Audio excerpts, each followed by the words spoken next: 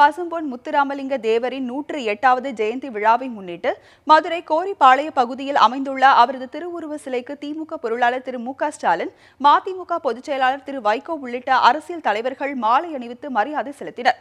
பசும்பொன் முத்துராமலிங்க தேவர் சிலைக்கு திமுக பொருளாளர் மு.க.ஸ்டாலின், மதிமுக பொதுச் செயலாளர் வைகோ, தமிழக காங்கிரஸ் தலைவர் EVKS இளங்கோவன் உள்ளிட்ட தலைவர்கள் மாலை அணிவித்து மரியாதை செலுத்தினர்.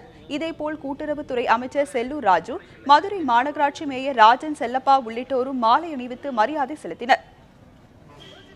ஜனாதிபதியாக இருந்த கிரி அவர்கள் இன்றைக்கு இந்த சிலையை திறந்து வச்சாங்க. ஆக அந்த வரலாற்று செய்தியை மறைக்கணும் அப்படின்னு உள்நோக்கத்தோட, நயவஞ்சகத்தோட, அரசியல் நோக்கத்தோட தலைவர் கலைஞருடைய பேரை நீக்க வேண்டும் என்பதற்காகத்தான் ஏற்கனவே ஆட்சி பொறுப்பிருந்தவர் கண்ணகி சிலையை அப்புறப்படுத்துவதற்கான முயற்சியில் ஈடுபட்டாங்க. ஒருவேளை இந்த சிலையை கூட அப்புறப்படுத்துவதற்கான முயற்சியில் ஈடுபட்டாலும் ஆச்சரியம் இல்லை என்பதுதான் என்னுடைய கருத்து.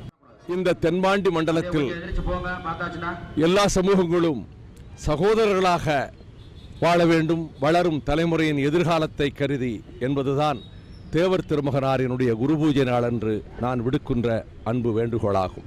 அரசியல் தலைவர்களின் மரியாதை செலுத்தியதை தொடர்ந்து தற்போது ஏராளமான பொதுமக்கள் பால் குடங்கள் எடுத்து தேவர் சிலைக்கு பால் அபிஷேகம் செய்து வருகின்றனர். மதுரை மாநகர காவல்துறை ஆணையாளர் சைலேஷ்குமார் யாதவ் தலைமையில் கோரிப்பாளையத்தில் ஏராளமான போலீசார் பாதுகாப்பு பணியில் ஈடுபட்டு வருகின்றனர்.